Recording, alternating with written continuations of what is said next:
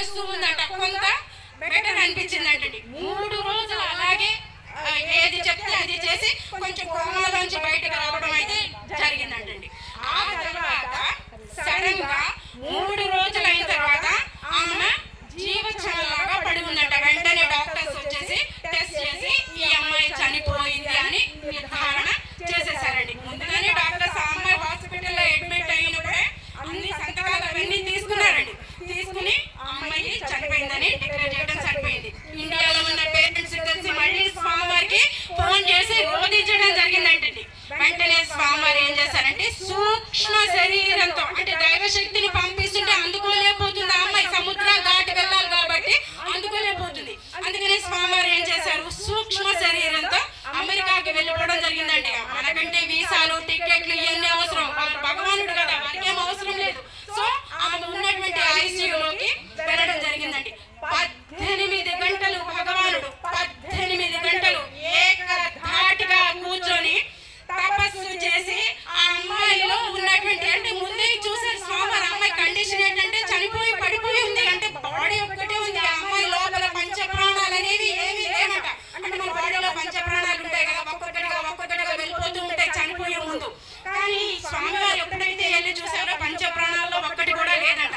అప్పుడు స్వామివారు 18 గంటలు అక్కడే కూర్చొని ఆ ఐసీయూలోనే ధ్యానం చేసి ఆ పోయినటువంటి పంచ ప్రాణాలని ఒక్కొక్కటిగా అన్నింటినీ మొత్తం 5 వెనక వచ్చేసి ఆ అమ్మాయిలోకి మళ్ళీ ప్రవేశపెట్టి ఆ అమ్మాయికి దీర్ఘాయుష్ని ప్రసాదించడం జరిగిందండి. మీరు ఎక్కడైనా విన్నారా? చనిపోయిన తర్వాత మళ్ళీ బతికించడం అనేది మీరు ఎక్కడన్నా విన్నారా? ఎక్కడైనా చూసారా?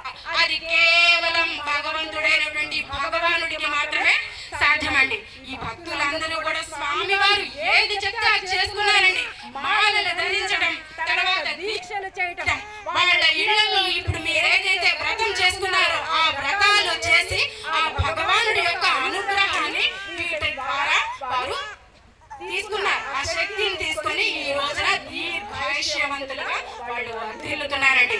నేను ముగించే ముందు నేను ఒక్కటే చెప్తున్నాను, సాక్షాత్తు భగవంతుడు, నడిచే దైవం, కదిలే దైవం, కలియుగ ప్రత్యక్ష దైవం, అవతారం తీసుకొని అవతార పురుషుడై మనందరి మధ్యలో ఈ రోజున సంచరిస్తూ ఉన్నారండి.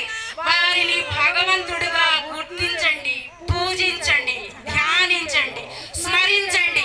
మీ అందరి జన్మలు చరితార్థం చేసుకోండి. వందే రామదూతం. తర్వాత మనకి హైదరాబాద్ ఆశ్రమం ఉందండి. శంషాబాద్ లో 18 కిలోమీటర్ల దూరంలో ఉండింది. ఫిబ్రవరి 12న భగవానుడు తపస్సు నుండి అఖండమైనటువంటి శక్తితో మనందరికీ అనుగ్రహం ఇవ్వడానికి అక్కడికి వస్తున్నారండి. సో మీరందరూ కూడా 12వ తారీఖున ఆశ్రమానికి, హైదరాబాద్ ఆశ్రమానికి వచ్చి వారి యొక్క ఆశీస్సులు తీసుకోండి. ఎందుకంటే ఎన్నో కర్మలతో జన్మ తీసుకుంటామండి.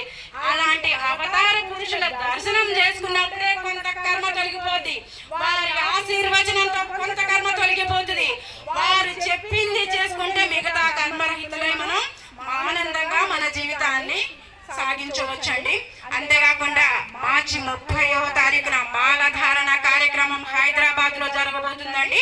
సో అక్కడికి కూడా మీరందరూ దంపతులుగా విచ్చేసి భగవానుడు అందించే దైవశక్తిని అందుకొని మీరందరూ కూడా మీ ఆనందమయ జీవితాన్ని గడుపుతూ ఉంటారని ఆశిస్తున్నానండి. వందే రామదూతం.